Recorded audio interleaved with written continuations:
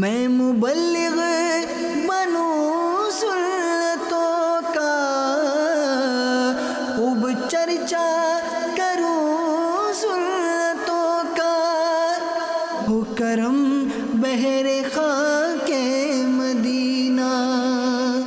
الحمدللہ رب العالمین، والصلاة والسلام على خاتم النبیین، اما بعد فاعوذ باللہ من الشیطان الرجیم، بسم اللہ الرحمن الرحیم۔ الصلاة والسلام علیک یا رسول اللہ وعلى آلک واصحابک یا حبیب اللہ، الصلاة والسلام علیک یا نبی اللہ وعلى آلک واصحابک یا نور اللہ۔ اربعین اتار یعنی وہ کتاب جس میں میرے شیخ طریقت امیر اہل سنت بانی دعوت اسلامی حضرت علامہ مولانا ابو بلال محمد الیاس اتار قادری رضوی ضیائی دامت برکاتہم العالیہ نے 40 حدیثیں جمع کی ہیں، اور وہ 40 حدیثیں درود پاک کی فضیلت پر ہیں۔ اس کے پیج نمبر، اس کی قسط number 2 volume number 2 on page number 38 حدیث پاک نمبر 38۔ اللہ کے آخر نبی صلی اللہ تعالی علیہ وسلم نے ارشاد فرمایا، اکثرکم ازواجا فی الجنت اکثرکم صلاۃ علی، جنت میں سب سے زیادہ حوریں اس شخص کو ملیں گی جو مجھ پر سب سے زیادہ درود پڑھنے والا ہوگا۔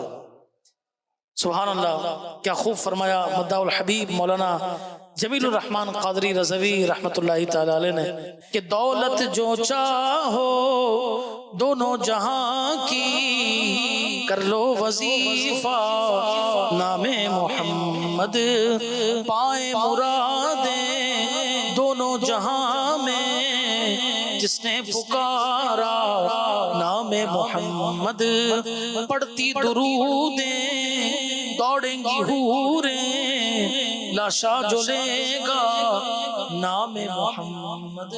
صلو علی الحبیب صلی اللہ تعالی علی محمد صلی اللہ علیہ وسلم۔ میرے اسلامی بھائیوں، خوش نصیب سعادت مند عاشقان رسول حج کی سعادت حاصل کریں گے۔ طواف کعبہ ہوگا، صفا مروہ کی سعی ہوگی، منی میں حاضری ہوگی، میدان عرفات اور مزدلفہ کے اندر قیام ہوگا۔ یہ ساری سعادتیں لوٹنے کے بعد عاشقان رسول دلوں میں عشق رسول کے چراغ روشن کیے، آنکھوں میں آنسو لیے، تڑپتے لرزتے ہوئے، خوشی میں جھومتے ہوئے اپنے کریم آقا مکی مدنی مصطفیٰ صلی اللہ علیہ وسلم کے دربار عالی شان میں روضہ پر نور پر حاضری دیں گے۔ یہ کتنے خوش نصیب، these are lucky persons، خوش نصیب لوگ ہیں کہ جن کو نبی کریم صلی اللہ تعالی علیہ وسلم نے اپنے در پر حاضری کی اجازت عطا فرمائی۔ کاش وہ دن بھی آئے جب ہم گناہگاروں کو بھی یہ سعادت مل جائے، مدینے سے بلاوا آ جائے اور ہم گناہگاروں کو بھی مدینہ منورہ کی حاضری کی سعادت کی نصیب ہو جائے۔ سبحان اللہ، کیا خوب کہا۔ آئیے ہم سب مل کر بھی یہ پڑھتے ہیں۔ ہے آرزو یہ دل کی میں بھی مدینے جاؤں، سلطان دو جہاں کو سب حال دل دکھاؤں، کاٹوں ہزار چکر طیبہ کی ہر گلی کے، یوں ہی گزار دوں میں ایام زندگی کے، پھولوں پہ جان ساروں کانٹوں پہ دل کو واروں، ذروں کو دوں سلامی در کی کروں غلامی، دیواروں در کو چوموں قدموں پہ سر کو رکھ دوں، روزے کو دیکھ کر میں روتا رہوں برابر، روتا رہوں برابر، روتا رہوں برابر۔ ہے آرزو یہ دل کی میں بھی مدینے جاؤں، سلطان دو جہاں کو سب حال دل دکھاؤں، طیبہ کے جانے والے جا کر بڑے ادب سے میرا بھی قصہ غم کہنا شہ عرب سے۔ صلو علی الحبیب صلی اللہ تعالی علی محمد صلی اللہ علیہ وسلم۔ وہ ہم پڑھتے ہیں نا کہ بلا لو پھر مجھے شاہ بحرو بر مدینے میں پھر روتا ہوا آؤں تیرے در پر مدینے میں۔ آؤ نا مل کے پڑھ لیتے ہیں. بلا لو پھر مجھے شاہ بحرو بر مدینے میں پھر روتا ہوا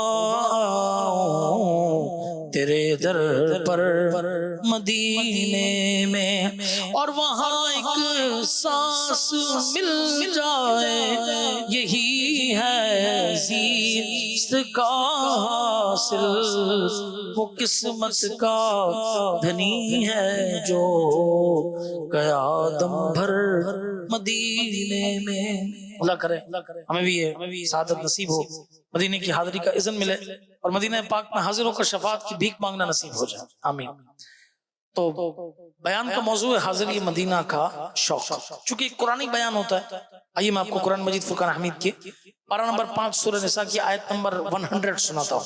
وَمَن يَخْرُجْ مِن بَيْتِهِ مُهَاجِرًا إِلَى اللَّهِ وَرَسُولِهِ. آسان ترجمہ قرآن کنز العرفان. اور جو اپنے گھر سے اللہ اور رسول کی طرف ہجرت کرتے ہوئے نکلا، ثم يدركه الموت، پھر اسے موت نے آ لیا، فقد وقع اجرہ علی اللہ، تو اس کا ثواب اللہ کے ذمہ پر ہو گیا. وکان اللہ غفورا رحیما، اور اللہ بخشنے والا مہربان ہے. اس آیت کے شان نزول، یعنی یہ آیت کیوں نازل ہوئی کہ ایک صحابی رضی اللہ عنہ تھے، ان کے متعلق روایت میں ہے کہ ان کا نام تھا دمورہ بن جندب، ضاد کے ساتھ دمورہ بن جندب رضی اللہ تعالی. حضور علیہ السلام ہجرت کر کے مدینہ طیبہ تشریف لا چکے تھے. یہ صحابی رضی اللہ تعالیٰ ابھی مکے میں ہی تھے، کسی مجبوری کی بنا پر ہجرت نہیں کر پائے تھے. ان کی عمر مبارک بھی کافی ہو چکی تھی اور بیمار بھی تھے. اس حالت میں دل عشق رسول سے مچل رہا تھا. حضور علیہ السلام کی بارگاہ میں حاضری کے لیے شوق بڑھ رہا تھا. چنانچہ اہل خانہ سے فرمایا کہ میرا سامان باندھ دو اور مجھے سواری پر بٹھا دو. جی ہاں پیارے اسلامی بھائیوں اور مدنی چینل کے ناظرین، بعض روایت میں ہے کہ مرض کے سبب ان کو بولنے میں بھی ڈیفیکلٹی تھی، مشقت تھی. گھر والوں نے پوچھا کہ کہاں جانے کا ارادہ ہے؟ تو مدینے کی طرف اشارہ کر کے کہا کہ مدینہ جانے کا ارادہ ہے. سبحان اللہ. میں اپنے آقا صلی اللہ تعالی وسلم کے حضور جانا چاہتا ہوں. گھر والوں نے روکنا چاہا مگر آپ نے فرمایا کہ میں مالدار بھی ہوں اور سواری بھی رکھتا ہوں، اب نہ جانا ٹھیک نہیں ہے.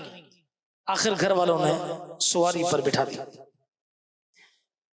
اب ذہن میں تصور لائی، سوچئے کہ بڑی عمر کے بوڑھے شخص ہیں، شدید بیمار بھی ہیں، دل میں شوق مدینہ لیے گھوڑے وغیرہ پر بیٹھے ہیں. سفر کرنے میں کتنی مشقت ہو رہی ہے، کتنی مشکل سے گھوڑے پر بیٹھے ہوں گے، کتنی مشکل سے باغ سنبھالی ہوگی، گھوڑے کو جو پکڑتے ہیں جس سے کتنی مشکل سے چلنا شروع کیا ہوگا. اعلیٰ حضرت رحمت اللہ تعالی نے کیا خوب فرمایا، شوق روکے نہ رکے، پاؤں اٹھائے نہ اٹھے، کیسی مشکل میں ہے اللہ تمنائی دوست. اللہ اکبر. دل تڑپ رہا ہے، شوق کہتا ہے کہ محبوب صلی اللہ علیہ وسلم کے قدموں میں چلو. ظاہری حالت ایسی ہے کہ پاؤں نہیں اٹھائے جا رہے، عجیب کشمکش ہے، عجیب مشکل ہے. نہ دل کا شوق تھمتا ہے، نہ پاؤں میں اتنی ہمت آ رہی ہے کہ چل پڑے. خیر صحابی رسول حضرت سیدنا دمورہ رضی اللہ عنہ سفر پر روانہ ہو گئے. آج کے نقشے کے مطابق according to today's map 11 kilometre کا سفر طے کر پائے ہوں گے. جہاں آج مسجد تنعیم ہے، اللہ پاک آپ سب کو، ہم سب کو، مدنی چینل کے ناظرین سب کو مکے مدینے کی حاضری نصیب فرمائے. تو یہ مسجد تنعیم مسجد عائشہ کہلاتی ہے. مکے میں رہنے والے وہاں پر آ کر عمرے کا احرام باندھتے ہیں. اس مقام پر پہنچے تھے کہ قضا آ گئی. حضرت ملک الموت علیہ السلام تشریف لائے اور عظیم عاشق رسول کی روح قبض فرما لی. اللہ اکبر. جب شیخ طریقت امیر علیہ سنت حج پر روانہ ہوتے تھے، سبحان اللہ، مجھے وقت یاد ہے حاجی مشتاق رحمت اللہ تعالی کے ہاتھ میں مائک ہوتا تھا، یہ کلام پڑھا جا رہا ہوتا تھا کہ ٹھہر جا روح مزدر تو نکل جانا مدینے میں، خدا را اب نہ جلدی کر مدینہ آنے والا ہے. مدینے کے مسافر پر چھماچم رحمتوں کی اب ہے بارش خوب زوروں پر، مدینہ آنے والا ہے. میری ہو آرزو پوری، مجھے مل جائے منظوری، بقیے پاک کے سرور مدینہ آنے والا ہے. اور جب امیر علیہ سنتوں کا کلام لکھیں تو اس میں صحابہ کا بھی ذکر، اور سبحان اللہ وسیلہ 4 یاروں کا احد کے جانثاروں کا دکھا دو ایک جھلک سرور مدینہ آنے والا ہے. اور آخر کے اندر اپنا تخلص استعمال کرتے ہوئے کیا فرماتے ہیں؟ یہ چلو یہ والا شعر مل کر پڑھتے ہیں، ٹھیک ہے؟ آپ بھی میرے ساتھ مل کر پڑھیے. اٹھو عطار اب اٹھو ذرا غور سے دیکھو ہے چھایا نور ہر شے پر، ہے چھایا نور ہر شے پر. مل کر کہو مدینہ آنے والا ہے، مدینہ آنے والا ہے، مدینہ آنے والا ہے. صلو علی الحبیب صلی اللہ تعالی علی محمد صلی اللہ علیہ وسلم. مدینے کا تذکرہ ہے تو نعتیں تو آپ کو پتا ہے جا بجا نعتوں کے اشعار تو ہوں گے. پیارے اسلامی بھائیوں، جب صحابی رسول حضرت دمرہ رضی اللہ عنہ کا وصال ہوا، راہ مدینہ میں وہ انتقال فرما گئے. اس پر بعض لوگوں نے کہا کہ کاش وہ مدینے پہنچ جاتے. توجہ رکھیے گا، پوچھا کاش وہ مدینے پہنچ جاتے. لوگوں نے کہا یوں ان کی ہجرت پوری ہوتی اور انہیں پورا پورا اجر مل جاتا. اس پر رب کریم نے قرآن پاک کی آیت نازل فرما دی کہ وَمَن يَخْرُجْ مِن بَيْتِهِ مُهَاجِرًا إِلَى اللَّهِ وَرَسُولِهِ، اور جو اپنے گھر سے اللہ اور اس کے رسول کی طرف ہجرت کرتے ہوئے نکلا پھر اسے موت نے آ لیا تو اس کا ثواب اللہ کے ذمہ پر ہو گیا. یعنی جو گھر سے نکل پڑا، نیت کیا ہے؟ نبی کریم صلی اللہ تعالی علیہ وسلم کی بارگاہ میں حاضری دینے کی. اب اگرچہ راستے ہی میں موت آ جائے، اس سفر کا اجر اللہ پاک کے ذمہ کرم پر ہے. اللہ پاک بخشنے والا مہربان ہے. کیا خوب کہا، قافلہ آج مدینے کو روانہ ہوگا، ان قریب اپنا مدینے میں ٹھکانہ ہوگا. اتنی بےتاب نہ ہو، آنے دے طیبہ کی گلی، روح مستر تجھے کچھ وقت بڑھانا ہوگا. سبحان اللہ. پیارے اسلامی بھائیوں، اس آیت کریمہ اور اس کے شان نزول سے ہمیں بہت ساری باتیں سیکھنے کو ملتی ہیں. جی ہاں، اپنے موضوع کے مطابق میں 2 باتیں آپ کے سامنے رکھنے کی سعادت حاصل کرتا ہوں. پہلی بات یہ کہ دل میں شوق مدینہ بڑھائیے. دل کے اندر آدمی کیا کرے؟ مدینے کا شوق بڑھائے. جی ہاں، مدنی چینل کے ناظرین، آپ دیکھیں نا، صحابی رسول رضی اللہ عنہ کا واقعہ سنا. عمر کافی ہو چکی ہے، بڑھاپا آ چکا ہے. اس عمر میں بندہ شدید بیمار ہو جائے تو ویسے ہی زندگی کی امید ٹوٹ جاتی ہے. محسوس ہو رہا تھا کہ بس یہ آخری بیماری ہے. ایسی حالت میں اولاد آدمی کو باہر نہ نکلنے دیتی. صحابی رسول رضی اللہ عنہ کے دل میں کتنا شدید ترین شوق ہوگا کہ آپ کی اولاد بھی آپ کو نہ روک پائی. سفر مدینہ پر روانہ کر دیا. موت نے اتنی مہلت نہ دی، مدینے پہنچنے نہ دیا. یہ الگ بات ہے کہ پر وہ تو کر چکے جو کرنی بشر کی ہے. جو اختیار میں تھا وہ کر لیا، سفر مدینہ پر روانہ ہو گئے. بس یہی ہمارے لیے سبق ہے. بالفرض ہمارے پاس اسباب نہیں ہے. بعض لوگ یہ کہتے ہیں یار ہم جا ہی نہیں سکتے، وہاں جانے کے لیے تو پیسے لگتے ہیں. ٹھیک ہے، سفر مدینہ کے لیے اخراجات نہیں، یہ ہمارے اختیار سے باہر کی بات ہے. لیکن کیا ہم راتوں کو اٹھ کر آنسو نہیں بہا سکتے؟ رات کی تنہائی میں کہیں الگ بیٹھ کر گنبد خضرا کا تصور نہیں مان سکتے؟ تصور میں ہم سنہری جالیوں کے سامنے نہیں بیٹھ سکتے؟ بارگاہ رسالت سلام نہیں کر سکتے؟ مدینے پاک کی درخواست نہیں پیش کر سکتے؟ سنہری جالیوں کو یاد کر کے آنسو بہائیں، اپنی بے بسی پر روئیں، تڑپیں. دل میں جوش آئے کاش ایسا ہو جائے. کون سا وہ وقت ہو، کون سا وہ لمحہ ہو کہ ہم بھی مدینے پہنچ جائیں. وہ نہیں پنجابی کے اندر کیا زبردست یہ اشعار کہے گئے. آئیے ہم بھی مل کر یہ درخواست پیش کرتے ہیں کہ میں نو مجبوریاں تے دوریاں نے ماریا، صد لو مدینے آقا کرو مہربانیاں. ڈاڈا غریب آقا کون میرے زر نہیں، اڑ کے میں کیویں آوانال میرے پر نہیں. تساں تے ہے ڈیرا میں تو بڑی دور لا لیا، صد لو مدینے آقا کرو مہربانیاں. یا رسول اللہ صلی اللہ علیہ وسلم، مجھے مجبوریوں اور دوریوں نے گھائل کر رکھا ہے، آپ مہربانی فرمائیے، مجھے مدینے بلا لیجیے. میں غریب ہوں، میرے پلے اسباب نہیں، اڑ کر پرواز کر کے آ نہیں سکتا، قدرت نے مجھے پر نہیں دیے. آپ کا مدینہ بہت دور ہے یا رسول اللہ، کرم فرمائیے مجھ غریب کو مدینے بلا لیجیے. یہ عرضیاں پیش کرنا ہمارے اختیار میں ہے. چلیے لاکھوں روپے ہمارے پاس نہیں ہے. اچھا پاسپورٹ تو کم پیسوں میں بن جاتا, چند ہزار روپے میں بن جاتا. اس شوق کے ساتھ کہ میں مدینے جاؤں پاسپورٹ بنوا لیجیے, یہ تو ہمارے اختیار میں ہے. سبحان اللہ. باب المدینہ کراچی کے ایک مدنی یعنی جامعۃ المدینہ سے عالم کے کورس کیے ہوئے اسلامی بھائی کہتے ہیں کہ دل کے اندر شوق مدینہ تھا, اسباب نہیں تھے. ایک دن خیال آیا کہ چلو پاسپورٹ تو بنوا لو, باقی اسباب بھی بن جائیں گے. چنانچہ پاسپورٹ بنوا لیا. اللہ پاک کا ایسا فضل ہوا کہ جس دن پاسپورٹ بن کر آیا اس سے چند ہی دن بعد مدینے کی حاضری کے اسباب بھی بن گئے. سبحان اللہ. یہ صرف ایک واقعہ, ایسے سینکڑوں واقعات ہوں گے آپ کے پاس الگ اس کی فہرست ہے. ادھر تیاری باندھی ادھر اسباب بن گئے. لہٰذا دل میں شوق مدینہ بڑھائیں, جو ہمارے اختیار میں ہم کر لیں. اس کے بعد حضور علیہ السلام جانیں جو ان کی رضا ہو ہم اس پر خوش ہیں.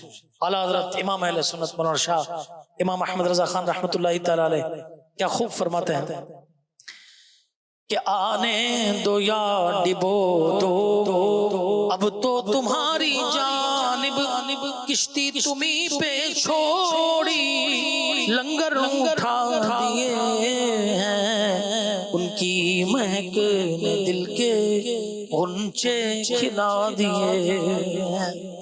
سبحان اللہ سبحان اللہ. ایک آپ کو عظیم عاشق رسول کا واقعہ سناؤں. جی ہاں, اعلیٰ حضرت امام اہل سنت مولانا شاہ امام احمد رضا خان رحمۃ اللہ تعالی علیہ کے والد محترم حضور قبلہ محترم مولانا مفتی نقی علی خان رحمۃ اللہ تعالی, بڑے عالم فاضل مفتی اور عظیم عاشق رسول سے. واقعہ سننے کا حیران ہو جائے. مدری چینل کے ناظرین بھی توجہ کیجیے. ایک مرتبہ شوال کا مہینہ تھا, آپ شدید بیمار ہو گئے. جسم کی ظاہری طاقت یعنی باڈیلی جو کیفیت تھی وہ بھی کافی کمزور تھی. اسی حالت میں ایک روز آپ رحمت اللہ تعالی علیہ آرام فرما تھا. ظاہری آنکھیں بند تھیں مگر قسمت بیدار تھی, دل کی آنکھیں کھلی ہوئی تھی. نبی کریم صلی اللہ تعالی علیہ وسلم بگڑی بنانے والے آقا محمد مصطفیٰ صلی اللہ تعالی علیہ وسلم نے کرم فرمایا, اپنے سچے عاشق کے خواب کے اندر تشریف لے آئے. کیا خوب کہا, سرے بالی انہیں رحمت کی ادا لائی ہے, حال بگڑا ہے تو بیمار کی بنائی ہے. حضور علیہ السلام تشریف لے آئے خواب کے اندر, اپنے سچے عاشق کو فرمایا مدینے چلے آؤ. کیا فرمایا, مدینے چلے آؤ. اب بس کیا تھا, مولانا نقی علی خان رحمۃ اللہ علیہ کی آنکھیں کھلی, اگرچہ طبیعت ٹھیک نہیں تھی, ظاہری جسمانی طاقت میں کافی کمزوری تھی, مگر نبی کریم صلی اللہ تعالی علیہ وسلم حکم فرما چکے تھے. چنانچہ مولانا نقی علی خان رحمۃ اللہ تعالی نے فوراً حج اور مدینہ منورہ حاضری کا پختہ ارادہ فرما دیا. آپ رحمۃ اللہ تعالی کے دوست احباب اہل خانہ وغیرہ نے بہت عرض کیا, حضور آپ کی طبیعت ٹھیک نہیں ہے, چلنا پھرنا بھی مشکل ہے, اگر آئندہ سال تشریف لے جائیں تو نبی کریم علیہ السلام کے حکم پر عمل ہو جائے گا. مگر مولانا نقی علی خان رحمۃ اللہ تعالی کے عشق کا کمال دیکھیے, طبیعت ناساز, جسمانی طور پر کافی کمزوری, اور اب تو ہوائی جہاز پر سفر ہوتا ہے اور چند گھنٹے کے اندر ہم پہنچ جاتے ہیں. اس وقت بحری جہاز پر سمندر کے راستے سے سفر تھا, مدینہ پاک پہنچنے میں کئی دن لگتے تھے. اس سب صورتحال کے باوجود سچے عاشق رسول مولانا نقی علی خان رحمۃ اللہ تعالی نے دوست احباب کی عرض پر عشق رسول میں وارفتہ ہو کر فرمایا, مدینہ طیبہ کے ارادے سے قدم دروازے سے باہر رکھ لوں, پھر چاہے اسی وقت روح پرواز کر جائے. اسی وقت روح پرواز کر جائے. وہی شعر کہ شوق روکے نہ روکے, پاؤں اٹھائے نہ اٹھے, کیسی مشکل میں اللہ تمنائی دوست اللہ ہو. مولانا نقی علی خان رحمۃ اللہ تعالی علیہ اپنے شہزادے اعلیٰ حضرت امام احمد رضا خان رحمۃ اللہ تعالی علیہ اور گھر کے چند دیگر افراد کو ساتھ لے کر حج کے لیے روانہ ہو گئے. اعلیٰ حضرت رحمۃ اللہ تعالی علیہ فرماتے ہیں کہ سرکار مکہ مکرمہ سردار مدینہ منورہ صلی اللہ تعالی علیہ وسلم نے خواب میں تشریف لا کر اپنے سچے عاشق مولانا نقی علی خان رحمۃ اللہ تعالی علیہ کو ایک پیالے میں دوا عطا فرمائی. یہ دوا پینے کی برکت سے مرض کی شدت میں کمی آ گئی اور مولانا نقی علی خان رحمۃ اللہ تعالی نے حج و زیارت کے تمام افعال تندرستوں کی طرح ادا فرمائے. پھر مدینہ طیبہ بھی با ادب اور پرکیف حاضری بھی نصیب ہو گئی. کتنا زبردست شعر امیر علیہ سنت نے فرمایا کہ میٹھا مدینہ دور ہے جانا ضرور ہے، جانا ہمیں ضرور ہے، جانا ضرور ہے، ہوتا ہے سخت امتحان الفت کی راہ میں، آتا مگر سرور ہے، جانا ضرور ہے، سرکار کا مدینہ یقیناً بلا شبہ قلب و نظر کا نور ہے، مل کر کہہ دو جانا ضرور ہے۔ صلو علی الحبیب صلی اللہ علیہ وسلم۔ اللہ پاک ہمیں بھی شوق مدینہ نصیب فرمائے۔ میں جس شوق کی بات کر رہا ہوں اس شوق میں ہمارے امام و پیشوا کوئی عام ہستی نہیں ہے۔ کون ہے آپ کو؟ کون ہو؟ فرشتوں کے سردار حضرت جبریل امین علیہ السلام۔ آپ کہیں گے مدنی چینل کے ناظرین کہ ہاں وہ ہیں؟ جی ہاں، شوق مدینہ حضرت جبریل امین علیہ السلام کی تعلیمات میں سے ایک تعلیم ہے۔ اعلیٰ حضرت رحمت اللہ علیہ فرماتے ہیں کہ چمن طیبہ ہے وہ باغ کے مرغ سدرا، برسوں چہکے ہیں جہاں بلبل شیدا ہو کر، یعنی مدینہ طیبہ وہ چمن وہ باغ ہے کہ جہاں حضرت جبریل علیہ السلام سالہ سال ایسے حاضر ہوتے رہے جیسے بلبل عشق میں پھول کے پاس جاتی ہے اور چہچاتی ہے۔ منقول ہے کہ 23 ایئرز کے اندر حضرت سیدنا جبریل امین علیہ السلام 24,000 مرتبہ بارگاہ رسالت صلی اللہ علیہ وسلم حاضر ہوئے۔ کتنی مرتبہ؟ 24,000 ٹائمز حاضر ہوئے۔ ان میں سے 10 سال مدینہ منورہ کی حاضری کی ہے، یعنی اگر اوسطاً نکالیں تو روزانہ، اگر ایوریج نکلے تو روزانہ 3 ٹائمز۔ سبحان اللہ، کیا خوب فرمایا استاد زمان شہنشاہ سخن مولانا حسن رضا خان رحمۃ اللہ تعالی علیہ نے کہ بے لقائے یار ان کو چین آ جاتا اگر بار بار آتے نہیں جبریل سدرا چھوڑ کر، یعنی نبی کریم صلی اللہ علیہ وسلم سے ملاقات کیے بغیر اگر جبریل امین علیہ السلام کو چین و سکون ملتا تو آپ بار بار سدرا چھوڑ کر بارگاہ رسالت صلی اللہ علیہ وسلم میں حاضر نہ ہوا کرتے۔ معلوم ہوا پیارے اسلامی بھائیوں اور مدنی چینل کے ناظرین کہ بارگاہ رسالت میں حاضری کی تڑپ، بار بار اس پاک بارگاہ میں حاضر ہوتے رہنا، یہ حضرت جبریل امین علیہ السلام کی سنت ہے، ان کا طریقہ ہے۔ اللہ پاک ہمیں بھی یہ تڑپ نصیب کرے۔ اعلیٰ حضرت رحمت اللہ تعالی کے فرمان کا خلاصہ ہے کہ سرکار دو عالم نور مجسم صلی اللہ تعالی علیہ وسلم کے روضہ پر نور پر حاضری اور وہاں کی خاک کو بوسہ دینے کی سعادت، یہ سب مستحبات سے اعظم اور اہم بلکہ قریب واجب ہے۔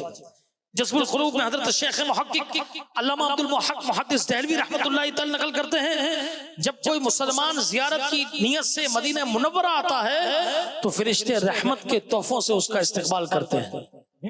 کیا خوب فرمایا نا کہ لاکھوں قدسی ہیں کام خدمت پر، لاکھوں گردے مزار پھرتے ہیں۔ اللہ اکبر۔ پیارے اسلامی بھائیوں اور مدنی چینل کے ناظرین، یہاں پر ایک سوال آتا ہے کہ ہم نے حضرت دمورہ رضی اللہ عنہ کا واقعہ سنا، آپ مکے میں تھے، سفر پر روانہ ہوئے، جانا کہاں چاہتے تھے، دل میں نیت کیا تھی؟ کیا مسجد نبوی شریف والا صاحب صلی اللہ علیہ وسلم میں جانے کی خواہش تھی؟ یہ شوق تھا کہ مسجد نبوی میں جا کر نمازیں پڑھوں گا، ریاض الجنہ میں نفل پڑھ کر جنت کا حقدار بنوں گا؟ آج کل ایپ پہ لوگ کر رہے ہوتے ہیں یار کاش مجھے سعادت مل جائے۔ یاد رکھیے، توجہ رکھیے گا کہ یقیناً یہ بہت بڑی سعادت کی باتیں ہیں، ٹھیک ہے، یہ بہت بڑی سعادت کی باتیں ہیں اور بندہ اس سے خوب برکتیں پاتا ہے، مگر ان کا ارادہ کیا تھا، روایت کے الفاظ ہیں کہ یرید النبی صلی اللہ علیہ وسلم، اس سفر میں صحابی رسول کی نیت صرف ایک تھی اور وہ یہ تھی کہ نبی کریم صلی اللہ علیہ وسلم کی خدمت میں حاضری دینا۔ اس کے بعد باقی ساری چیزیں تو ضمناً جو ہے کہ مل جائیں گے۔ کیا فرمایا کہ مہاجرن الی اللہ، اللہ کی طرف ہجرت کرتے ہوئے جا رہے تھے۔ پتہ چلا کہ نبی کریم صلی اللہ علیہ وسلم کا در پاک یہ کس کا در ہے؟ خدا کا در ہے۔ جو اس در پاک کی نیت سے نکلتا ہے، قرآن فرما رہا ہے اس کا سفر کس کی طرف ہے؟ اللہ کی طرف ہے۔ بڑا مشہور شعر ہے، ہم پڑھتے نا کہ بخدا خدا کا یہی ہے در نہیں اور کوئی مفر مقر، جو وہاں سے ہو یہیں آ کے ہو، اور جو یہاں نہیں تو وہاں نہیں، بلغ المولا بے کمالہ کشفت شجا بے جمالہ حسنت جمیع خصالہ، مل کر کہیے صلو علیہ وآلہ۔ حضرت عبداللہ ابن عمر رضی اللہ عنہ سے روایت ہے کہ اللہ کے آخر نبی صلی اللہ علیہ وسلم نے ارشاد فرمایا من جاءنی زائرا، توجہ سنیے گا حدیث بیان کر رہا ہوں، من جاءنی زائرا، جو میری بارگاہ میں زیارت کے لیے حاضر ہوا، لا تعملہ حاجت الا زیارتی، اس کے علاوہ اسے کوئی حاجت نہ ہو، یعنی نہ تجارت کے لیے آیا نہ کسی اور مقصد کے لیے آیا، صرف اور صرف میری زیارت کے لیے مدینہ منورہ پہنچا، کان حقا علی ان اکون لہ شفیعا یوم القیامہ، مجھ پر حق ہے کہ میں روز قیامت اس کی شفاعت کروں گا۔ سبحان اللہ۔ ایک روایت میں ہے خاص جو میری زیارت کے لیے مدینہ منورہ پہنچا وہ روز قیامت میرے جوار رحمت میں ہوگا۔ اس حدیث پاک کے تحت علماء فرماتے ہیں کہ اس حدیث پر پورا عمل جب ہوگا کہ جب بندہ یہ نیت کرے کہ میں کس کی زیارت کے لیے جا رہا ہوں، نبی کریم علیہ السلام کی روزے کی جو ہے وہ زیارت کے لیے یہ جا رہا ہوں۔ سبحان اللہ سبحان اللہ۔ حدیث پاک میں اللہ کے رسول صلی اللہ تعالی علیہ وسلم نے ارشاد فرمایا من زار قبری وجبت لہ شفاعتی، جس نے میری قبر کی زیارت کی اس کے لیے میری شفاعت واجب ہو گئی۔ کتنا پیارا شعر ہم پڑھتے ہیں کہ طیبہ میں مر کے ٹھنڈے چلے جاؤ آنکھیں بند، سیدھی سڑک یہ شہر شفاعت نگر کی ہے۔ سبحان اللہ اللہ اکبر۔ اچھا مولانا نقیر خان رحمۃ اللہ تعالی نے اس حدیث پاک کے تحت دو بڑی پیاری باتیں ذکر کی ہیں، میں اپنے الفاظ میں آسان کر کے عرض کرتا ہوں کہ دیکھیے شفاعت کس کو ملے گی، مدنی چینل کے ناظرین بھی توجہ رکھیں، یہاں حاضرین بھی توجہ رکھیں، شفاعت کس کو ملے گی؟ صرف مسلمان کو ملے گی، غیر مسلم شفاعت کا حقدار نہیں ہے۔ اب ذرا کو غور کیجئے کہ شفاعت ہر گناہگار کے لیے ہے، لیکن صرف اس کے لیے جو دنیا سے حالت ایمان میں جائے گا۔ اب ہم میں سے کوئی بھی اللہ پاک کی خفیہ تدبیر سے واقف نہیں ہے، اللہ پاک ہمارا ایمان سلامت رکھے کہ یہ آمین۔ جو گناہگار ہے ممکن ہے کہ وہ اپنے گناہوں کے سبب ایمانی سے محروم ہو جائے، دنیا سے رخصت ہوتے وقت اس کا ایمان چھن جائے، اگر ایسا ہوا تو ظاہر ہے اس کو شفاعت نصیب نہیں ہوگی، وہ ساری زندگی شفاعت پر امید رکھے رہا، لیکن اب حالت ایمان میں دنیا سے نہیں گیا تو وہ شفاعت سے محروم ہو جائے گا۔ لیکن نبی کریم صلی اللہ تعالی وسلم کی بارگاہ میں حاضری دینے والے کے لیے یہ بشارت ہے کہ وجبت لہو شفاعتی، اس کے لیے میری شفاعت واجب ہو گئی۔ واجب ہونے کا معنی یہ کہ ضرور مل کر رہے گی۔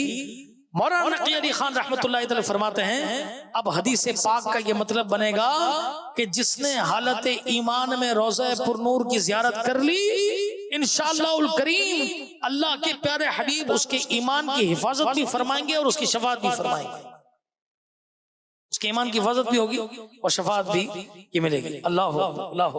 اور دوسری بات یہ کہ روز قیامت شفاعت کئی لوگ کریں گے، شفاعت کبریٰ یہ نبی کریم صلی اللہ تعالی علیہ وسلم کا خاصہ ہے، یعنی ابتداء شفاعت کا دروازہ نبی کریم علیہ السلام ہی کھولیں گے، اس کے بعد دیگر انبیاء کرام علیہ السلام بھی شفاعت کریں گے، فرشتے بھی شفاعت کریں گے، علماء بھی شفاعت کریں گے، جی ہاں شہداء شفاعت کریں گے، جی ہاں حج کا پربہار موسم ہے، حاجی بھی شفاعت کرے گا، بام الحافظ قرآن بھی شفاعت کرے گا۔